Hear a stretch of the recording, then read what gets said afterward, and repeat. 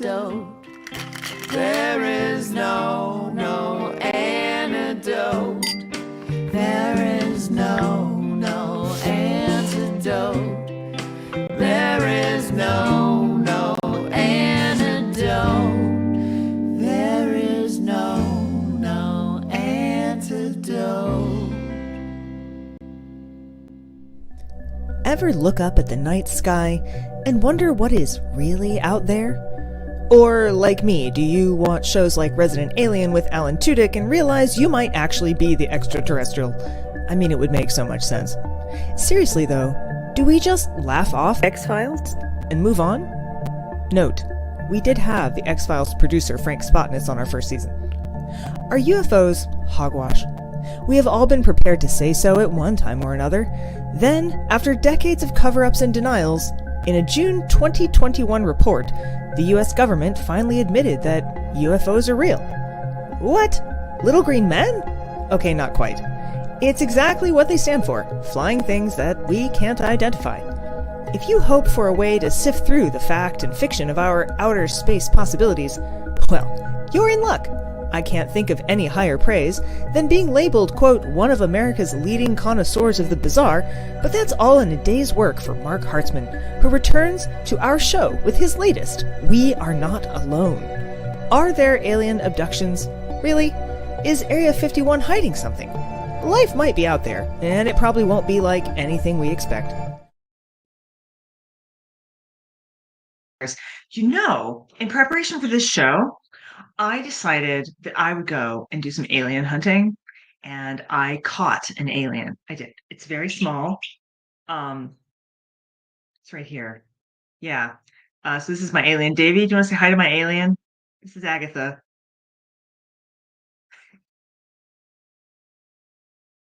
Can't hear you, Davey. Well, hi. That's so nice. I know I mute us sometimes during the show open, and I forget to unmute sometimes. Explain to us what's going on here. How do you have a little friend in your house here? I actually have 4 little friends in my house, and they are in fact baby chickens. But if you want to talk about alien, I mean, he's got scales and feathers, and they will eat almost anything that moves. They're small and strange, and they poop a lot. Actually, you're always in danger of being pooped on. In fact, I probably am right now. But this is Agatha, and we have 4 of these, and we are raising them to add to our little backyard farm. We have some chickens already, but anyway, Agatha's quite friendly, and so I thought this little alien needed to get. Plus, she's black, needed to get introduced to all of you. So I am super excited about tonight's show. I loved this book so much. I had so much fun with it, and it's great. Yeah. It's just so much fun. I've been talking about this book a lot. There's something about the way, and we're gonna get into it, the way he tells stories where it's like, wait, do you believe the story? Like, wait, why are we moving on? Like, I want to know more about this. Every single time I'm like, wait, I wasn't done. Yeah. Are you done? So this is why we wanted to have him on our show, and why you will all love this show, where we can actually sit around and ask real questions in real time of Marc Hartzman. Welcome, Marc. Hello, thanks. It's great to be back. Hey, Marc. So good to have you again with your amazing bookshelf, which I have had some sneak peeks of this before. Sorry, she's a little bit loud. But tell us a bit about the backlighting. Is really something back there. Yeah, I mean, this was all my wife's idea. We built the shelves a few years ago, and I got a little switch so I can turn them on and off, and that's it's nice. It's been a great backdrop for me. It's very sexy. It also kind of has that look, like maybe lights from a spaceship kind of thing. Like there's a little bit of spaceship lighting kind of idea going on there. Yeah, it's got a whole UFO shelf right there. So it's I see that. Do you do that too? Because like any book that I'm working on, I end up with like shelves of stuff. I think, I'm gonna, whenever I die, whatever I'm working on is gonna be like what I'm left with on my shelf. Yeah, like these shelves are like, there's a sideshow section, there's a ghost paranormal section, the UFO section. Now I'm getting a whole other section for a new project. So yeah, I know. Well, I also have failed projects. I have projects that I thought I was going to. I have a whole bunch of stuff on genetics, and I never ended up writing a book on genetics, but I can't bring myself to throw them out because you just never know. Yeah, it may still happen sometime. And you'll have it all ready to go. Dinosaur bird genes and alien genes would be great. Also, like a cocktail bar says, Sirius we've got a lot of folks checking in here. I forgot. Oh, that's fun. It's so great.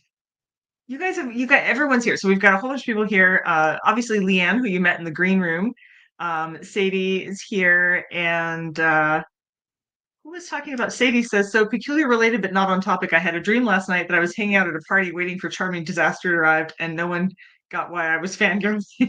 Well, because this is why we have this show, though, because we have so many good friends who come on all the time to ask us questions, and I know we're gonna have a lot of questions for you. I have a lot of questions for you. I agree with Davey. I kept changing, like every time I'd get to the end of the chapter, I was like, but I'm not ready. Hold on. I'm waiting. So gosh, I guess I should start off by asking the usual question, which is, how did you get involved in this particular topic? And while I'm doing that, where'd you go? The peculiars can write in questions that they have, and I know we have a lot. Davey, I know you've got some too. I'm going to go put Agatha back with her friends, as I think she's had just about enough of me now. Well, I had kind of a strange way. I guess every way into a UFO should be a strange way in, right? But aside from like a general interest in UFOs, since childhood, which I think, what kid isn't fascinated by UFOs, right? Oh, absolutely. So I had books when I was a kid, but I had written a book a few years ago called The Big Book of Mars. And that book started with my discovery of this Martian woman from 1926 who was in telepathic communication with a scientist in London. And that was a weird story. Yes, it was. Her name was Umaruru. And that particular story I completely stumbled across in newspaper archives. I was actually looking for a story about Nikola Tesla and his connections with Mars, and found this other thing.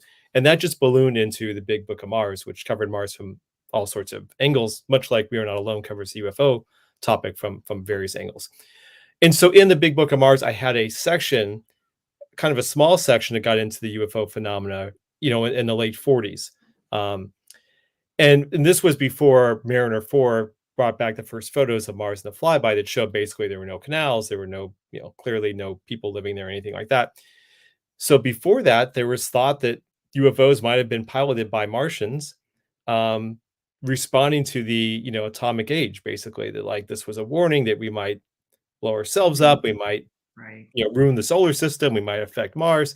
So there was some thought, even in the late 40s, that Martians still may actually exist and be piloting these UFOs. So I got a little bit of that in the Big Book of Mars, but I only had a short amount of space.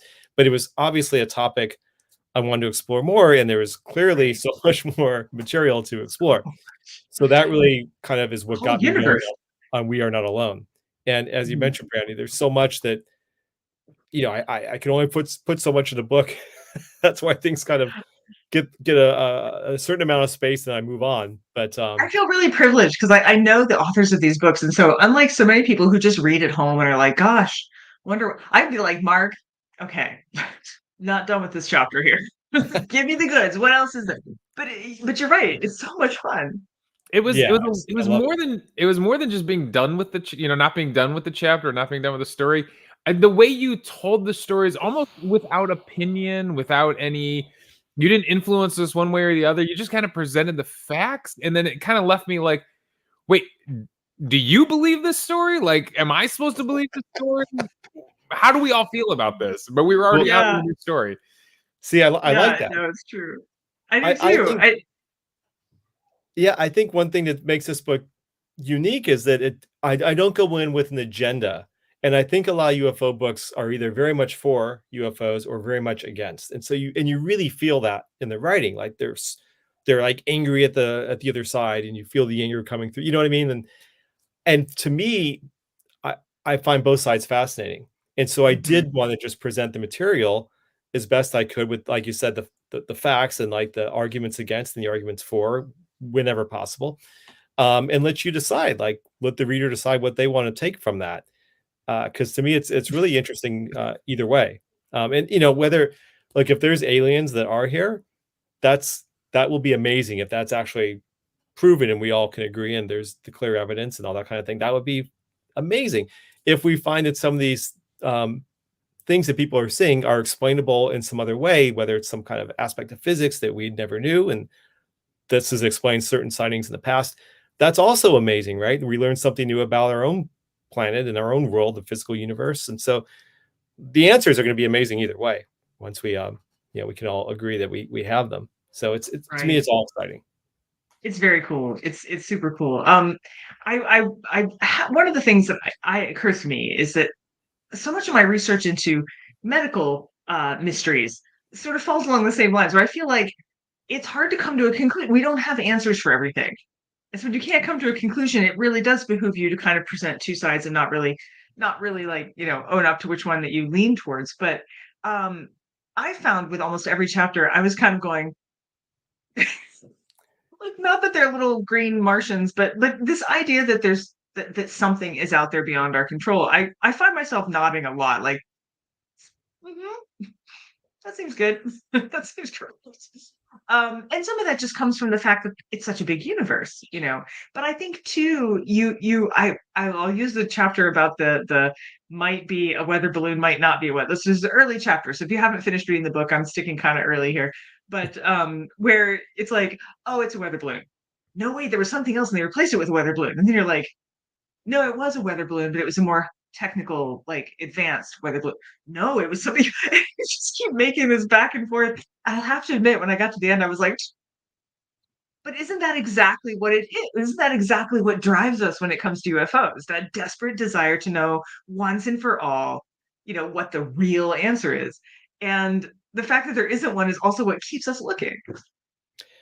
Yeah, and one of the things I interviewed various scientists in the book. There's a kind of a whole chapter on science behind all this, and Yeah. scientific searches for extraterrestrial life and intelligence. And one thing one of the scientists said that really stuck with me is that we all want answers, and science takes a lot of time. Science doesn't give you a quick answer, and so when we can't wait for the answer to come through science, which requires data, and collecting that data is difficult because these are such transient Mhm. experiences. So we find our own answers. So that's, I think, a consistent thing through this. But there's really fascinating evidence that's very compelling. To think that something is certainly Yeah. out there, whether it's here or not. Again, big question, but And you raise a really interesting point in, I think it's the second chapter, where you say if it's not aliens, there is it possible that aliens is actually useful to hiding other stuff? Like, oh, we're doing stuff we don't want anyone to know. Aliens, guys, I mean, and yes, that was something I never considered before, that aliens is the scapegoat for stuff we're actually doing. yeah. I mean, that was kind of the thing with the way I see Roswell is Mhm. because it was such a hot topic. I mean, it was Roswell was just weeks after Kenneth Arnold's first sighting, where the Uh-huh. term UFO or flying saucer, that term was actually Yeah. coined, in June of 47. And then, Roswell's, first week or so in July. And they actually had the headline that said that the Army could recovered a flying disc, which is amazing that was a headline. And they had I a want to press live in a release about world where that's a headline that of course, we live in a world where, like, I think the latest headline was Stormy Daniels won't describe Donald Trump's genitalia. So I guess maybe we still live in a pretty weird world. it. Definitely a weird world, that's for sure. But yeah, then it was the next day, like this is what you're referencing there. The next day, you said, "Oh, it was a weather balloon." So I felt like they thought, "Oh, we'll cover up our top secret project with this UFO thing," and then maybe they thought, "Oh, geez, maybe we shouldn't have said that. Let's just say it's the weather balloon now." And then the weird thing about that Roswell story is it really disappeared after a few days in the press. That was just like a little blip because there were thousands of these UFO sightings. I mean, obviously, it was a big one to say they Yeah. recovered, but it did kind of disappear. I mean, if you look in UFO books from the 50s and 60s and early 70s, you really don't find a mention of Roswell. There's maybe a couple minor mentions in a few books, but it's very, very minimal. It wasn't until 30 years later that the story came back and they started interviewing people, and then the lore really began. Yeah. I love the story about the floating black diamond that shoots fire. Your description that we like to think of space alien technology as really advanced, but this was like a burping lawnmower or a lawnmower with Wow. indigestion or however it was that you said that. I was like, that's some brilliant writing right there. That was a very strange story. So I met this guy in Roswell when I went to visit. he had this experience in Hobbs, New Mexico when he was, I think, 8 in Mhm. the mid 60s, early 60s. And this top-shaped UFO was across the parking lot. He was playing his grandmother's laundromat. He was out in the back, and Mhm. it was kind of mimicking his movements. If he was going like this, it was following back and forth, and it was like treetop level high. And all of a sudden, it zips over him, and like you said, it belched out flames over his head, and it burned him from the chin up. And his grandmother saw this, and rushed over to him. Obviously, got the flames out, took him to a hospital right away, and there was a burn specialist there who treated him immediately. And the police, the FBI, I mean, people came to investigate this. Sure. It's in the press, Yeah, of course, it's a documented, kid, yeah. and Aliens can have car trouble, Leanne. but they found nothing, like no explanation for how this kid got these burns. Like there's Yeah, that nothing is left insane. behind. Very bizarre. And then these top-shaped UFOs, which, by the way, UFOs were basically saucer shaped at that time. That was the very general description. These were tops. They started happening like weekly around the certain parts of the country, and people would have these watch parties looking for the top shape, and other people got burned also. And then it went away, and that was it. I think, like, if It's this like a is few something the government is doing, why? Yeah. Hey guys, I got an idea. Same time though, we did a whole show on Lyme disease and how that started off actually as a bioweapon here, and they were releasing ticks and fleas and things, Operation Raining Fleas or whatever it was, trying to infect, enemy agents. So also bad ideas. But you Yeah. never know. Like they were like, hey, maybe we should develop some flying burping lawnmowers that could like flamethrow people. That seems like some senator probably came up with that. I don't know. Probably a senator with brainworms or Could be. something. Those You know, brainworms will, that could be dead bad. brainworm. Dead. He told this is RFK, by the way, telling everybody it was a dead brainworm. I was like, yeah, probably starved to death. Oh, I didn't know it was dead. Um, I didn't know it was dead. Seems so active. hungry. Sorry. Not that I don't really think a lot about that guy.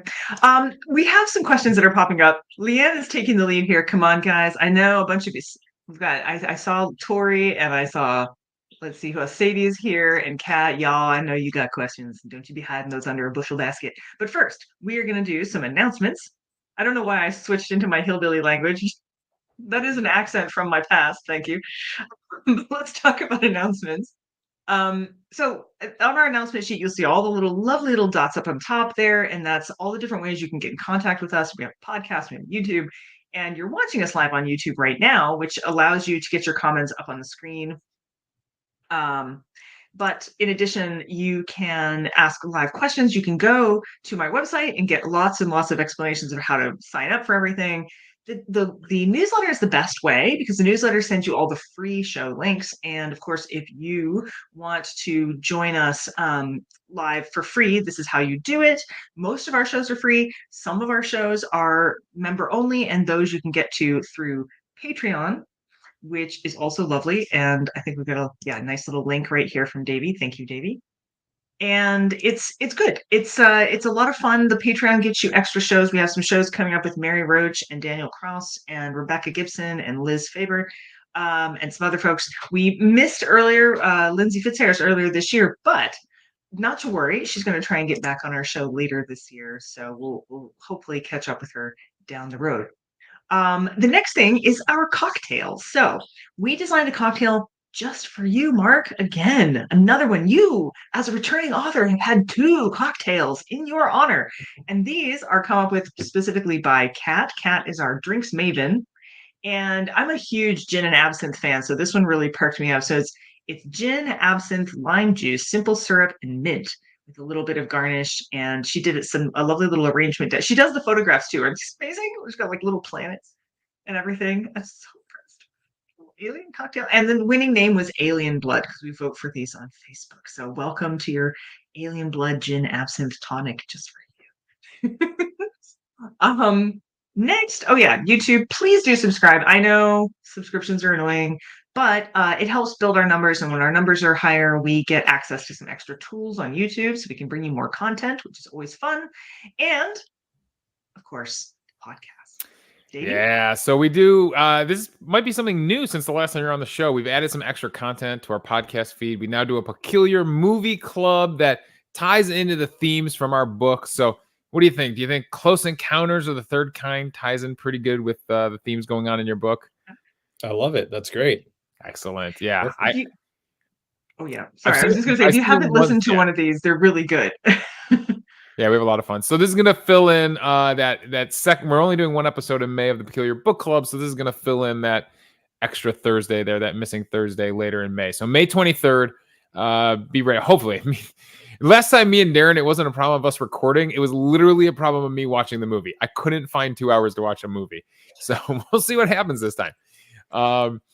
But yeah, planning on May 23rd, your next Peculiar Movie Club episode. And yeah, this one's a classic. Like, we've picked some weird movies We up have, into this but point. that's what makes it so perfect, you know.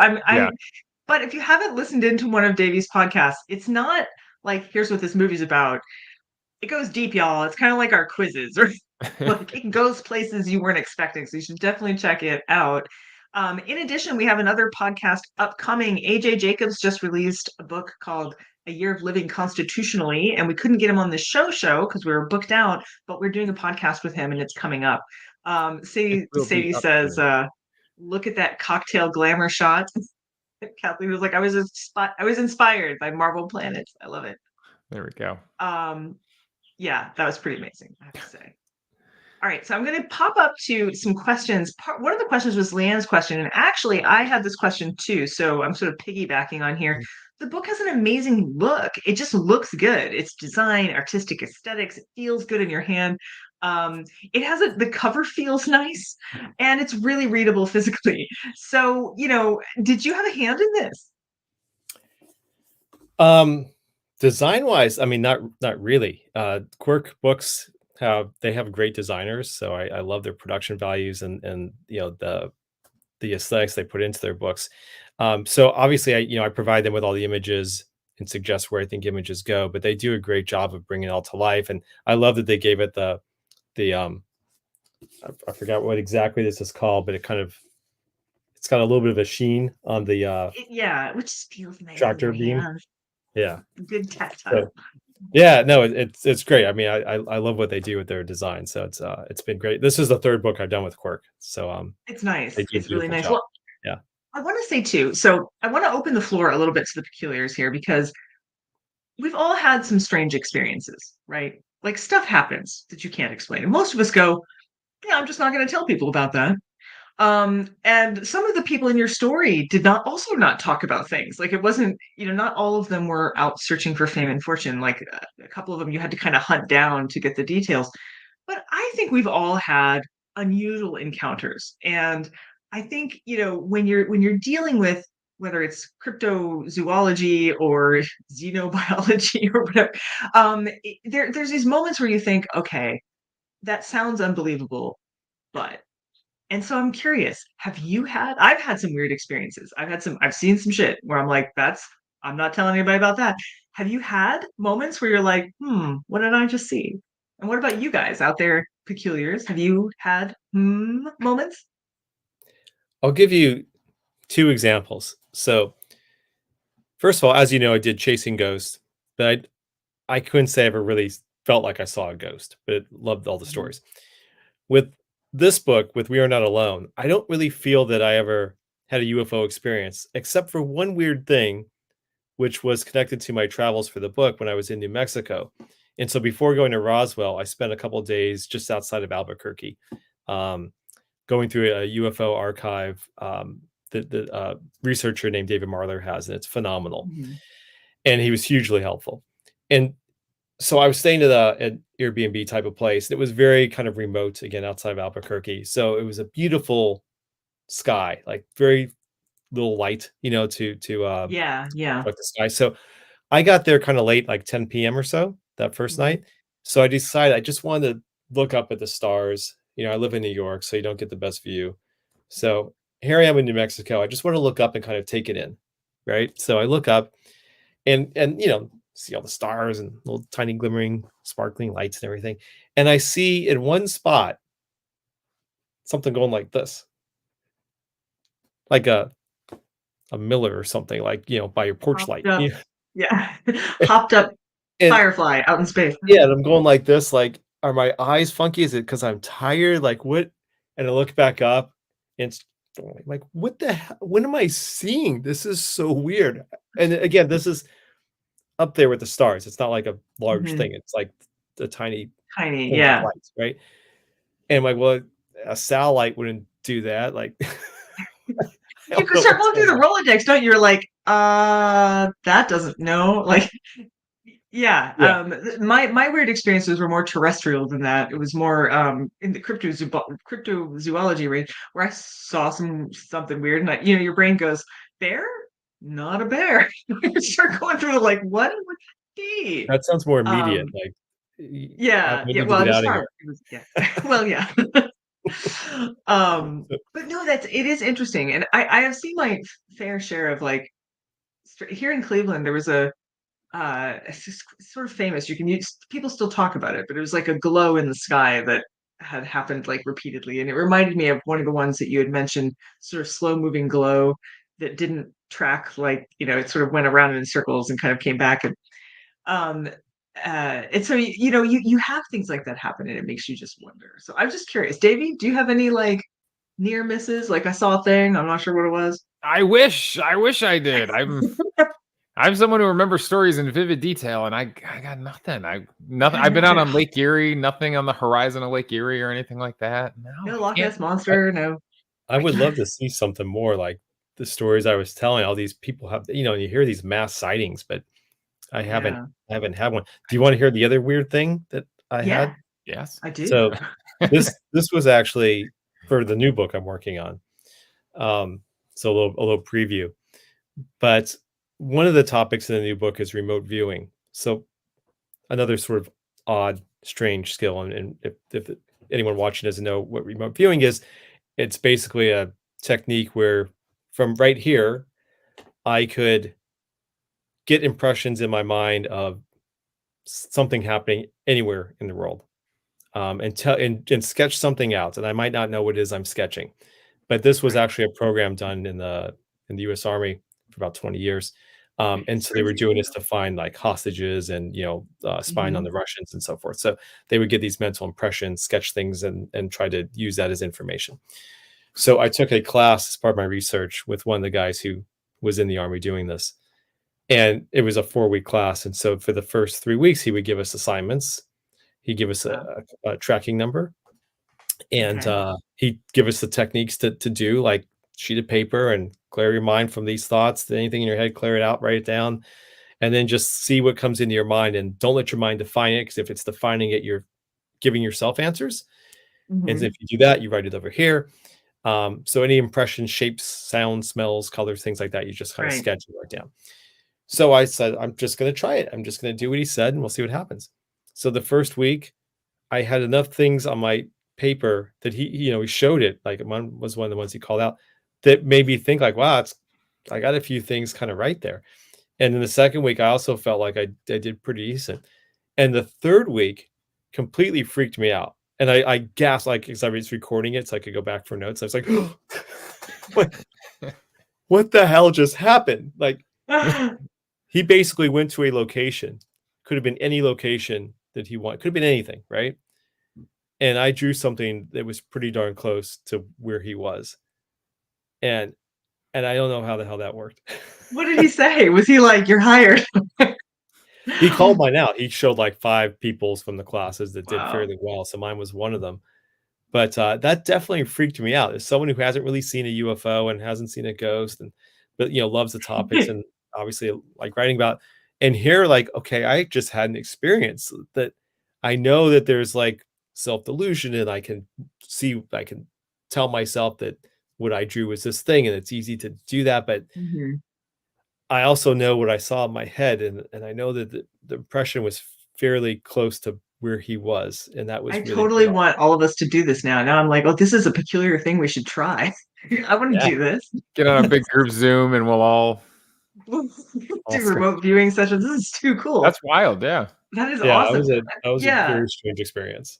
See, there's so much more going on in the world than we're like. I study the brain a lot for various things, and I was writing an essay recently about deja vu phenomena, other auras. I'm a migraine sufferer, and I have auras where like real weird stuff happens, and like it's just sometimes you wonder, like, it gives you that sort of Matrix kind of maybe this is a false reality kind of feeling, and we're all just plugged in somewhere. But yeah, I love stuff like that. The Matrix was actually the term that they used for remote viewing for like where all this data is Oh, basically stored, and this was at least a decade pre before that movie came out. That Matrix. Nice. the See? point. Oh my gosh.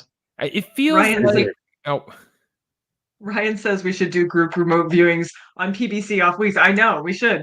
Sadie, you and Ryan, you guys travel a lot. I want to know if y'all saw these. Sadie and Ryan go cross country all the time.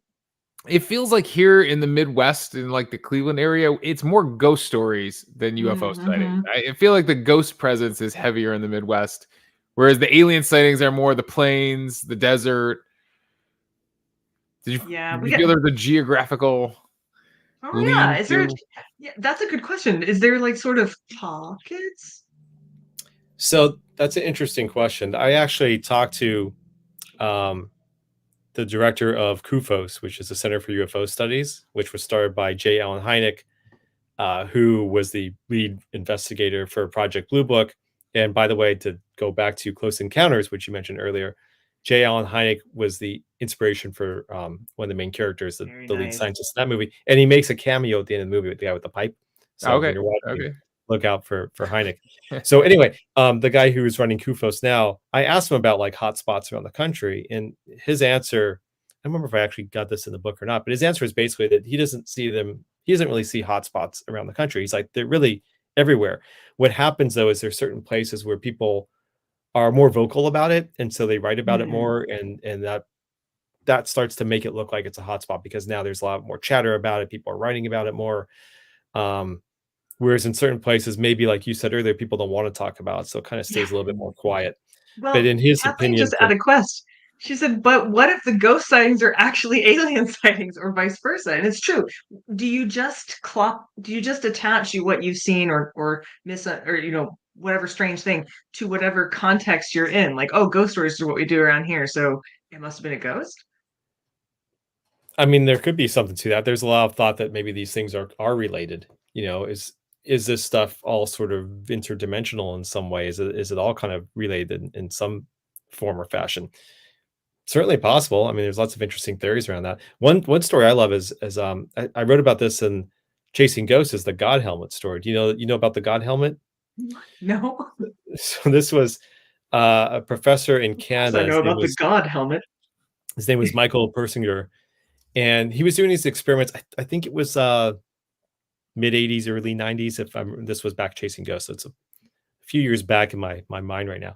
But he basically created this helmet, and it had a bunch of wires connected to it. It would connect to your temporal lobes, and then he would put you in a room, quiet room, like a blindfold, so complete sensory deprivation. And then he would sort of trigger these dials with the electromagnetic waves going through to your temporal lobes, and he could go up and down and like mess with Hmm. your brain a little bit. And then people would report what they saw, and so a lot of people said that they saw ghosts. Some people said they saw aliens, and some people said they saw God, which is why it's called Hmm. the God helmet. So everyone had these different reactions to how electromagnetic waves were messing with Okay, their brains through the temporal. So it's, again, are people I'm just finding the responding God in different helmet. ways? Oh, is that it? What looks There's right that to you? I helmet's don't know. cool. What did any of these look right? Yeah, looks about right. Yeah, it's Well, pretty my fascinating friend. experiment that, like, okay, so, and you hear the other stories. Again, this goes back to Chasing Ghosts with how electromagnetic waves Mhm. do cause certain feelings that people report as paranormal. And if you take away that source of the waves, those paranormal experiences disappear. Again, that Mhm. doesn't explain everything by any means, No, but it of is course. interesting how, like, here's a little sliver of science that might explain some of it. And that Well, could be for Rebecca, UFOs too. well, it's true. Rebecca gets to the meaty questions here. What's the deal with alien abductions in cows? And can they get bird flu? You know. I, well, I mean, one answer is Satanists. No. So I didn't get, so again, I wish I had like, twice the amount of the word count to get into so many more stories. So I only briefly touched on the cow thing. the cow mutilation. And so there was a story where there was a lot of cow mutilation going on, and it's the typical kind of cow mutilation that is out there in the UFO lore. Not the weird kind, the typical kind. The typical, like regular, everyday clean cow slice, mutilation, the really weird kind. And they found it was a group of Satanists were basically going through and doing all this stuff and trying to cover their tracks and make people think it was a UFO thing and get people arguing about that stuff. So there was a weird story. It's in the book. So there, I mean, that's, again, that might not answer everything, but that was at least one explanation that was documented. I don't know. I feel like cows are, I mean, you could possibly, I suppose, just by the sheer number of them that there are and the fact that we cater to their every needs, if you were an alien species, you might accidentally think they were the top dog and we were just, catering to their whims as slaves. So you might think that they were like, oh, sorry. I'd like to we think thought you guys were the ruling species. I would like to think if they got here, like if aliens have the intelligence to get here and traverse the galaxy, which again, that's like hard to imagine how it's even possible, but so they'd have to be smarter than us, right? That, they should know a little more, have done a little more homework on what's going on here and recognize I want to believe that, Mark, but Christopher Columbus landed and thought he was in India. These explorer types, you never know. It's true. It's like I found these fire hydrant humans. Anyway, Kathleen Richardson has a question. She says, and it's not a silly question, Kathleen. I ask these questions all the time. Which alien movie do you wish could be true? I would like the Men in Black scenario to be true over the Independence Day scenario, for example. And I'm a big fan so far of Resident Alien, actually. Well, I mean, I guess I would agree with the Men in Black over Independence Day, just with the whole like non-destruction of the human race, not blowing us up kind of thing. Yeah, exactly. That's a good thing. But without taking too much time to think, because there's a lot. The one I love a lot that I actually think like there really might be something to it is 2001, which is the alien movie with no aliens in it, But that whole notion of did something arrive here and bestow intelligence upon us, way back when, and then just let things develop, and they go back to their own place, wherever that is. I think that's a fascinating idea because, it does kind of answer like, how the hell did we get our intelligence? Like, why did we get to be so special? And it's a very intriguing idea that something came here when we were just, apes or whatever, and bestowed something upon us that then made us evolve differently than everything else. Well, and if you think about it, there is a lot of geological, and people talk about the fact that meteorites carried a lot of the minerals that we need for life, possibly to this planet. We're just space dust that coalesced as a planet in the first place. So if you think about it, we all alien. Yeah. Some of us more than others, I recognize. But actually, I'm enjoying Resident Alien, the show, very much. I don't know if you guys are watching it. Alan Tudyk is in it, and he plays an alien. And I just want you all to know, if you haven't watched it, this is the best explanation of what it's like to be an autistic human being amongst neurotypicals that I've ever seen. Like, I watch this show and I just have like contact cringe all the time. Like, oh God, I've done that. So it's a lot like being an alien trying to fit in with the human race, I feel. Oh my gosh, Davey, it is 7:40 already. Okay, so 7:40. We got a lot of stuff still to get to. We got a lot of stuff. So oh my stay gosh. tuned. Yeah, we've got some music, and I understand we have a comedy video as well. So I think music first, and then a little bit of humor. Yeah.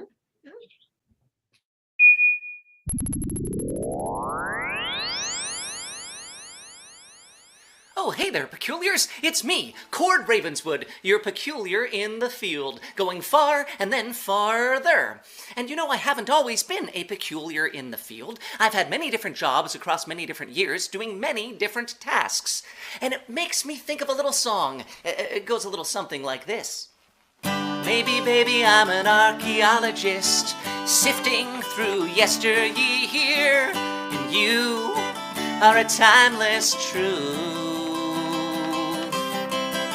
Maybe, baby, I'm an ichthyologist, trapped down in my bathysphere, but oh, I want to swim next to you.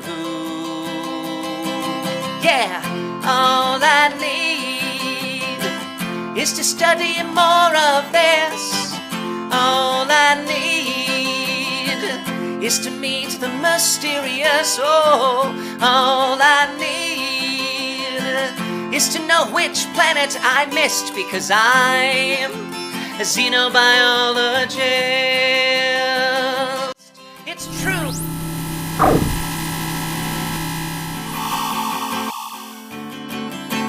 Whew, who would have known? Well, maybe, baby, I'm an ophthalmologist, sitting in the dark, peering at you, just wanting to know, what can you read? What are you reading? Maybe, baby, I'm a cryptozoologist, and you are a myth come true, 'cause you are the only goddess I see. Well, all I need is to study more of this. All I need is to meet the mysterious. Oh, all I need is to know which planet I missed, because I'm a xenobiologist. I say that I'm a xenobiologist, because my curiosity ranges across many a frontier. And right now, I confess I'm getting rather curious about swamp gas, the true nature of weather balloons, and oh yes, experimental aviation systems developed by DARPA. Till next time, Peculiars, I'm Cord Ravenswood, your peculiar in the field, as always going far and then farther. Toodaloo. I'm always seeing these black helicopters, and they just have no markings.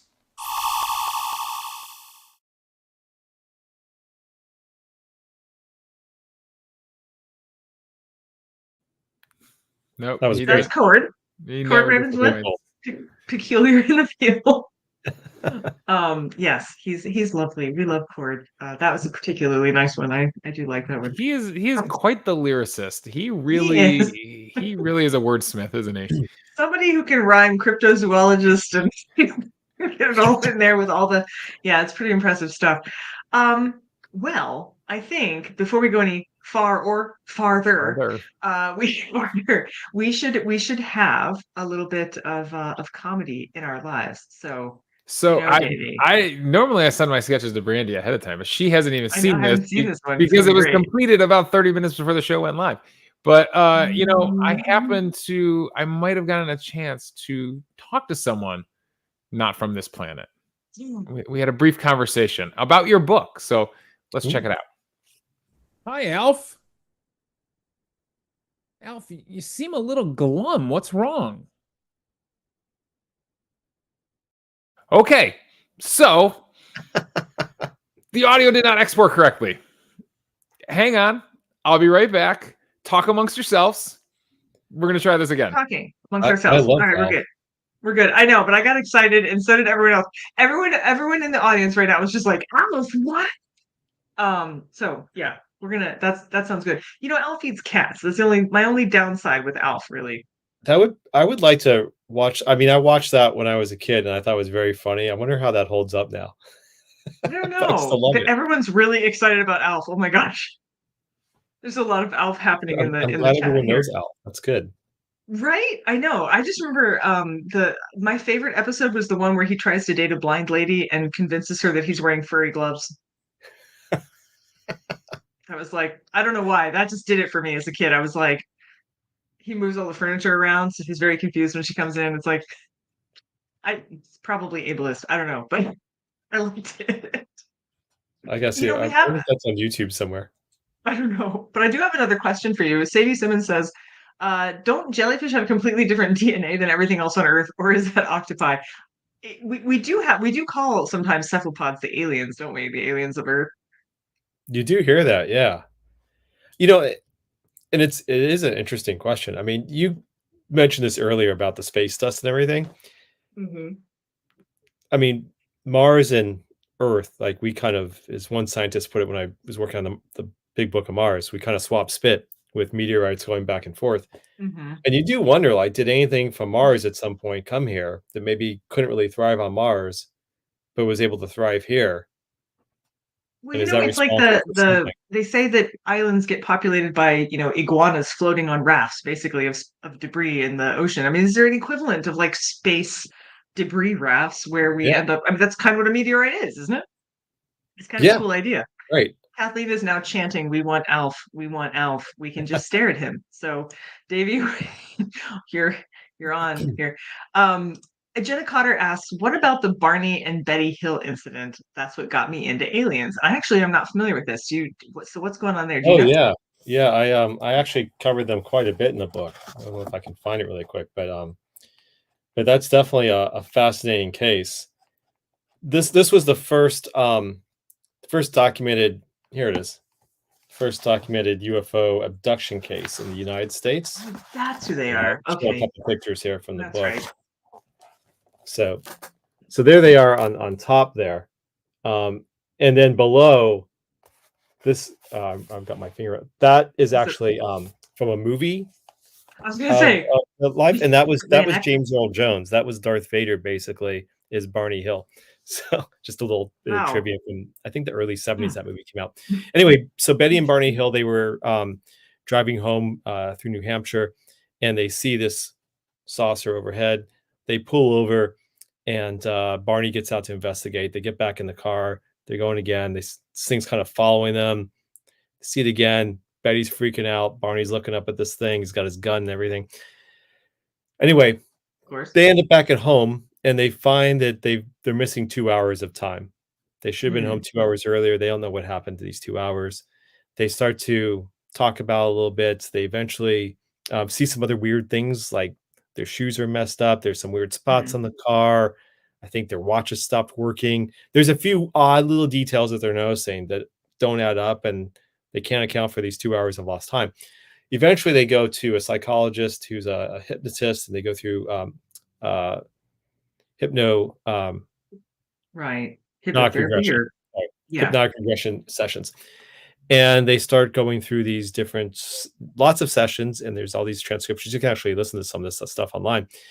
And they basically describe this experience where they went on board a UFO. They went off the side road and came to a stop where they saw these beings, and they came out of the car and were led onto this UFO. And they were both probed in lots of ways. And Betty was actually shown this thing called a star map, where it was supposed to be basically where they came from, which they believed was Zeta Reticuli. So their star system. And so she eventually drew out this map, which we didn't have that data yet, but it came years later and kind of aligned with what she drew. And so there was a belief that she had drawn this actual accurate description of Zeta Reticuli, although there's a lot of debate about that maybe, there's really nothing there. So again, there's both two sides of that story. But Betty always stuck by this story. And she was actually given a book by this alien, but then it's like, oh my God, she's going to get a souvenir. Like, that would be amazing. But then they take it back at the end. So she goes home with nothing, which sucks. Like, oh man, so close. We almost had it, Of course she didn't get it. Like, where were the photos? So, so it became this amazing case, and, eventually hit the press, and they did talk shows and so forth. And obviously the movie was made, and it's continued on for decades. Their niece has continued investigating it. So I had spoken with her as well. So it's all covered in the book, but there's a lot of debate in terms of like, well, what really happened here? The hypnotist, he believed that they believed that what they were saying was true, but he also wondered, were they having dreams that they were somehow connecting and believing was reality? Again, this is all, I'm not giving you an opinion. This is just kind of the stories that are out there. Another writer in 1990, who actually just reached out to me like a week ago, which was pretty cool. But he suggested that Barney had watched a show called The Outer Limits, which was like a sort of a Twilight Zone type of show. Yeah. And so there's an episode where there's a lot of similarities in terms of the dialogue Okay. to what Barney actually says in these hypnotic regression sessions. And I covered some of that in the book. You'll see like some of the similarities, and the aliens that they drew are similar to the alien portrayed in that episode, which aired not long before this incident happened. Right. He's wondering, like, did something go into the subconscious? Again, this is just an interesting theory of could pop culture actually inspire Right. an event that's become UFO culture. So It's- again, it's- don't quite know, but it's definitely a pretty key case in the world of Mhm. alien abductions. What I find fascinating is that still a lot of sightings claim that the aliens are somewhat humanoid looking, and I would be like really disappointed if that were true. Like they should ought to look like, who said that earlier, squids and stuff. They should look really weird. Like they should look strange because of course if you're on a different planet, you would evolve differently. But so I like was it Contact where they have the aliens that you almost can't the book the book the movie is based on has aliens that you can't quite conceptualize almost like in the way that they're described. And I'm like, that seems more, Yeah, more that's solid Carl to me. Sagan, right? So he would Yeah. think like that. Yeah. Yeah, pretty cool. Do we have Alf? I showed you, didn't I? Did you see all the chants? There were chants for Alf. Yes, I saw something with audio layers. I think I got it straightened out. Yeah, an alien Okay. that doesn't look like us. Let's say hi to Alf. Hi, Alf. Oh, hi, Davy. Alf, you seem a little glum. What's wrong? I can't believe I wasn't referenced in Marc Hartzman's book, We Are Not Alone. Well, Alf, he couldn't possibly mention every alien Hollywood icon in the book. Besides, it was more about the people. E.T. got mentioned. Well, yes, he got mentioned. Close Encounters got mentioned. I mean, it's a genre-defining movie that we happen to be covering coming up on the Peculiar Movie Club, by the way. I'm very much looking forward to that. I enjoy the banter. But still, I'm an 80s icon who existed on 3 meta levels of pop culture. Wait, 3 levels? How does that work? Yes, there was Alf the TV character, Alf the actor who played the TV character, and then Alf the pop culture presence as he exists in your world. Plus, you hosted your own talk show for a while, and I was fabulous at it. Conan O'Brien will always be the second best redhead to sit behind the desk. I guess people have just forgotten how versatile a performer you are and the impact you had in the late 80s and early 90s. Thank you, Davey. I couldn't have said it better myself. I could make them laugh. I could make them cry. I could sing, dance. I even played the saxophone. Alf, I play the saxophone too. Would you want to jam together? I know the perfect song. Hit it.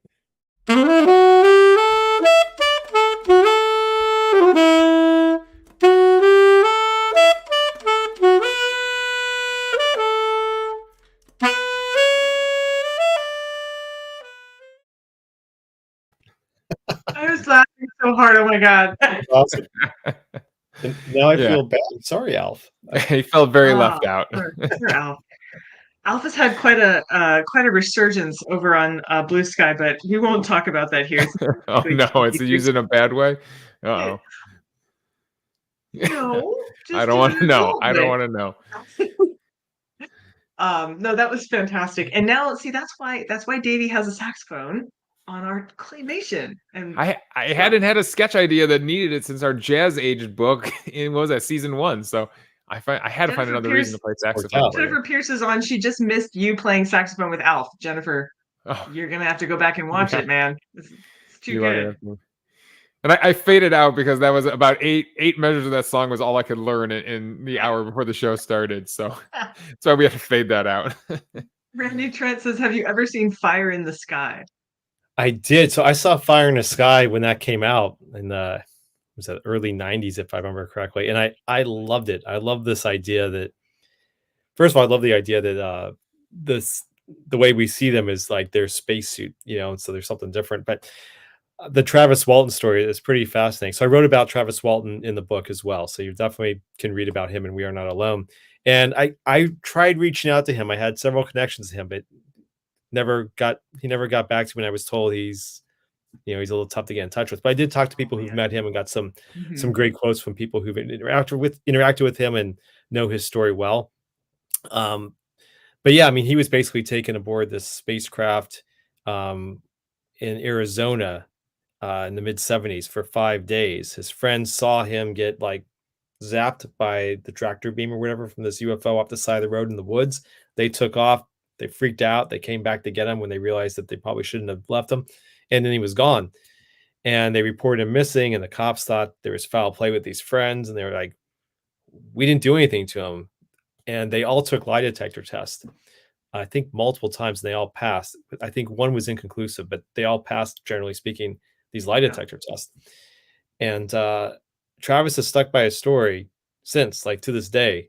I watched an online conference with him and heard him tell his story. And, it's definitely one that makes you wonder a little bit. He certainly believes it, and people who have met him feel that he's completely genuine about what he experienced. So, yeah, it's a great movie, and it's an amazing story. The real story is I amazing. like that movie too. It was like you. I was impressed by the whole like realizing that what you think you see isn't what you see, because that again, that's kind of tracks with how I feel about it. Jennifer Pierce says, "Okay, looking back in my book, my first tabbed sentence is abduction beef jerky." That's a good one. Yeah, that was in Roswell. So, if anyone here has been to Roswell, first of all, it's such an amazing little place. You drive in for like 100 miles on a road that's completely empty. Like it's just, I mentioned this in the book, that literally had the tumbleweeds roll in front of my car. Like, wow, like almost like it's just like a cartoon. Like this, that's really happening.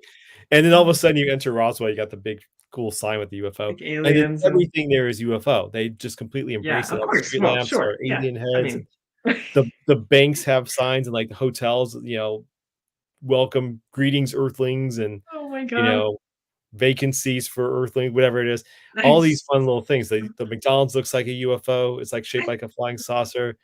Dunkin' Donuts is held up by a big alien like this.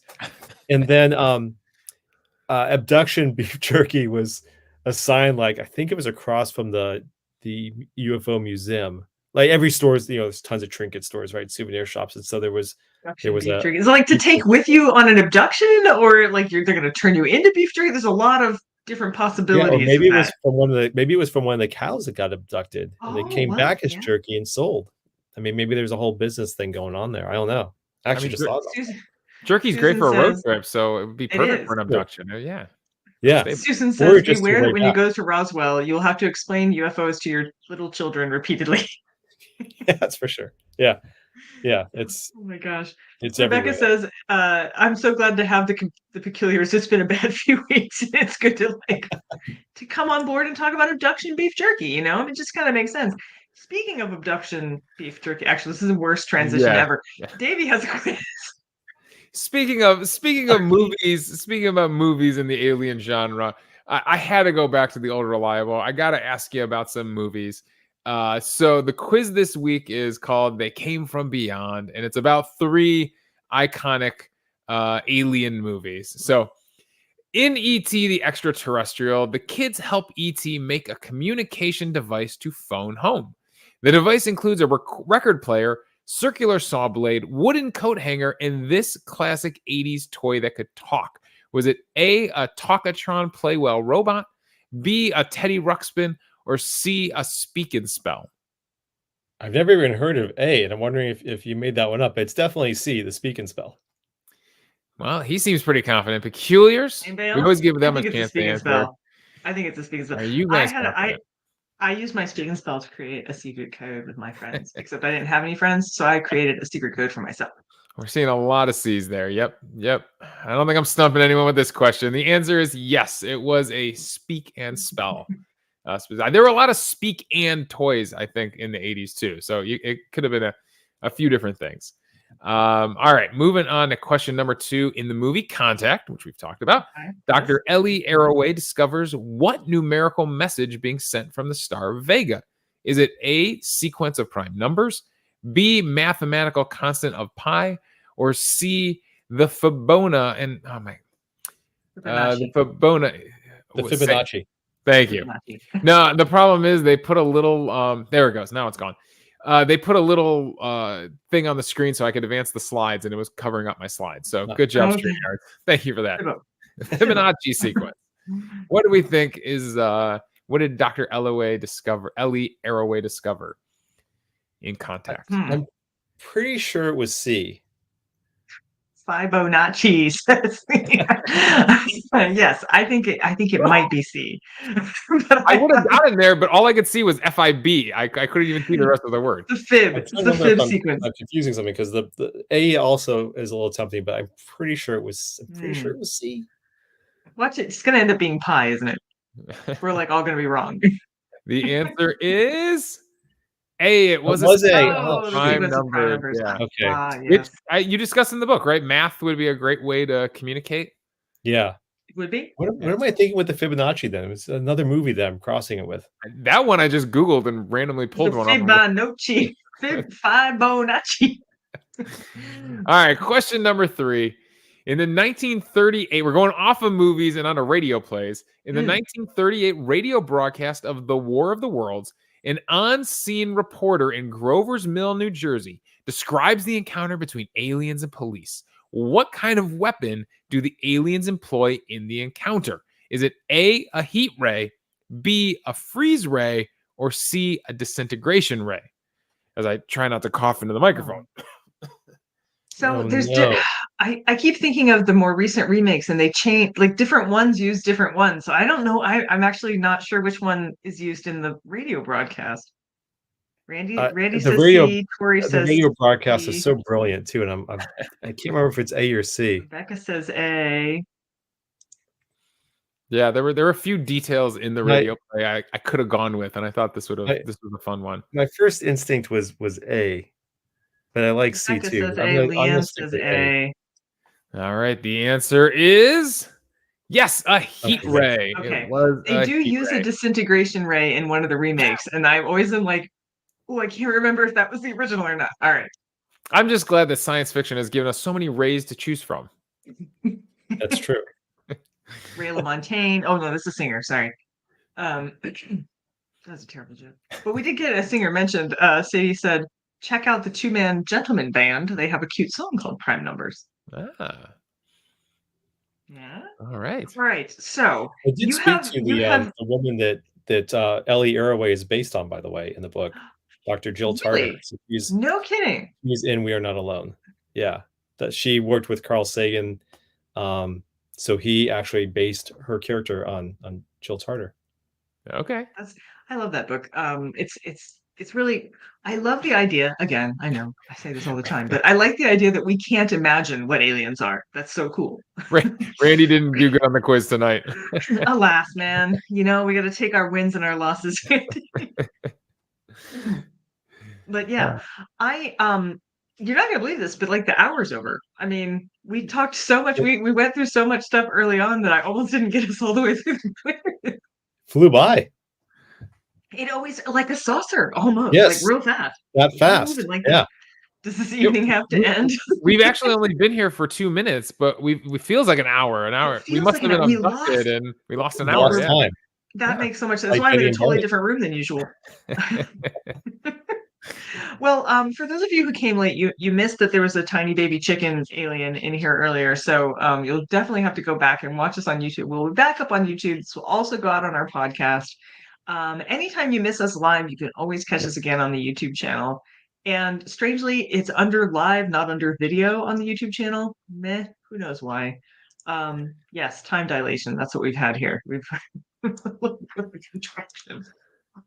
It is always wonderful to have you, Mark, and of course we'll always have you back again and again, especially if you bring us some abduction jerky for the trip.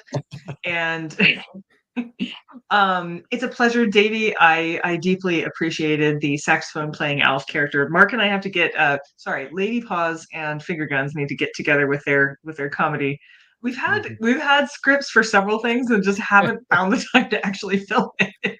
I know. I've been working on that Alf impression for about 20 years now, so I finally had a reason to use it. It was good. I feel like you would be good at a Yogi Bear impression as well. I don't know why I feel this way. So there ought to be something. We could do a Yogi Bear. I Hey, feel like you could do hey, boo boo. Hey, Ranger Rick. There, see? Let's go I get don't know. the It just picnic basket. it lends to it.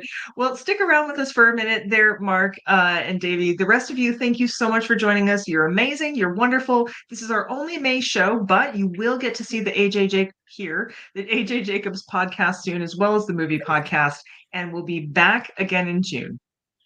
Anything you want to add there, Davey? I saw your hand. At a Was I place just where waving? no, Oh yes, at a place where, if you're weird, you're family.